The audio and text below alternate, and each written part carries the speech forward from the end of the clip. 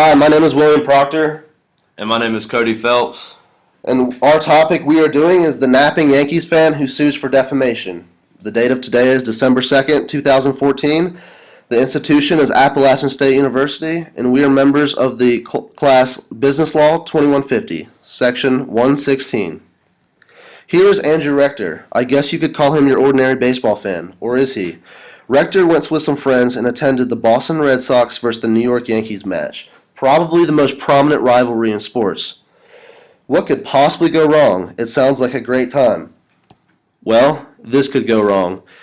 Little did Rector know that this exact photo would soon be seen by millions of people all over social media and the internet. ESPN and its announcers John Kruk and Dan Shulman were quick to point out and spot the snoozing fan. Dan Shulman went on to say, "Did he sleep through the Carlos Beltran homer? I mean, 45,000 people stand up and cheer, and he sleeps through?" Shulman continues by asking Kruk if Rector could somehow be related to him. For all those who don't know, John Kruk is a heavy-set former baseball player, pictured right in this picture. Kruk responded by saying, "Physically he could be, yeah." As you can imagine, Rector was very upset and went on to file a lawsuit with all three of these organizations and parties pictured. As a result of the comments, Rector filed a $10 million lawsuit, with the defendants being the announcers, Major League Baseball, and the New York Yankees. Rector claims that the disparaging words said about him were false and implied that Rector was not worthy to be in the ballpark of such a storied franchise, 2, that he was a fatty who needs 2 seats to sit down, and 3, he represents failure to the New York Yankees organization. Rector further mentions that the comments also caused him substantial injury and hindered his reputation. Rector believed that he would also face a loss of future income, especially because he works as a car salesman where your reputation is very important. In modern day society, image really does mean everything. A case like this represents the still emerging platform we know as social media. This includes Facebook, Twitter, YouTube, and many more. The videos and images of Rector's embarrassing snooze are all over the internet being viewed by millions of people, even as we speak. In a time where rarely anything is private and everything is uploaded and traded so easily, it is important to be able to identify defamatory comments by establishing the presence of misstated facts. A false statement must be present.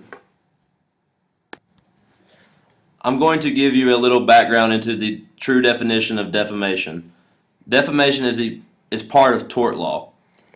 In order for a comment to be defamatory, it must be a false statement that causes damage and harm to another person or party. One form of defamation is slander, which is defamation through words being spoken. Another form is libel, which is defamation through published text. There can be conflicts with defamation and freedom of speech in the Constitution.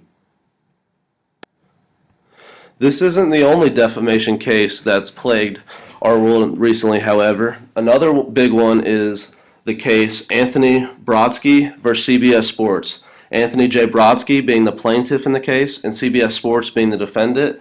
This case took place on April 6, 2011. And the location of this case was in the U.S. District Court of Delaware. The plaintiff, being Anthony Brodsky, claimed that on national broadcast on CBS, Bill Cowher stated to Dan Marino, "You took a picture of a boy's genitalia." And although this seems confusing, this is taken out of context on TV. Marino replied to this by saying, "That's not me. Let me get the person's name right. Tony Brodsky." As you can imagine, the former football coach Cowher and the former quarterback Marino's words were very insulting to Mr. Brodsky. And on December 28, 2010, he filed the lawsuit. In the lawsuit, he alleged civil rights violations and torts of defamation, 2, slander, 3, assault, 4, battery, 5, false imprisonment of the mind, 6, emotional distress, and for this claim, the plaintiff must prove that he was deprived of federal right. In the state of Delaware, there are 5 elements of defamation. 1, defamatory communication. 2, publication. 3, communication refers to the plaintiff. 4, third-party understanding of the communication's defamatory behavior. And 5, injury.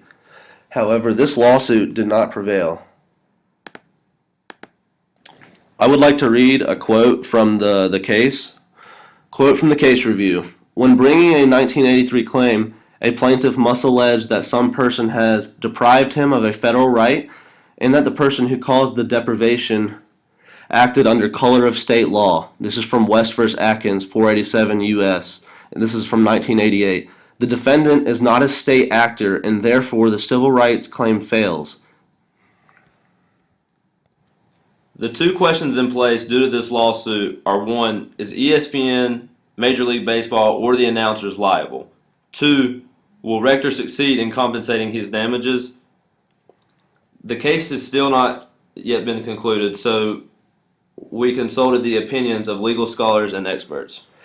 ESPN claimed that none of the comments in Rector's lawsuit were said by ESPN and its announcers. Claims were presented without merit. Vincent Blasi, who is a professor at Columbia Law School, agrees with ESPN. In his quotes, in his own words, I think he has no chance in this lawsuit. He stated that you have to prove that someone stated something that is factually incorrect about somebody. As mentioned earlier, this requires a misstatement of fact.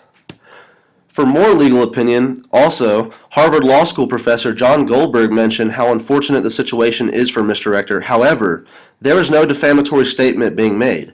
According to Goldberg, Rector's reputation is not being attacked. It is also noted that defamatory cases in the state of New York have an extremely low success rate and that the state is not friendly with such types of cases. As we said earlier, the lawsuit has yet to be concluded and is still in progress. It has as also mentioned earlier, Rector will more than likely not succeed in this lawsuit, and this backs up the fact that defamation must include a statement of fact.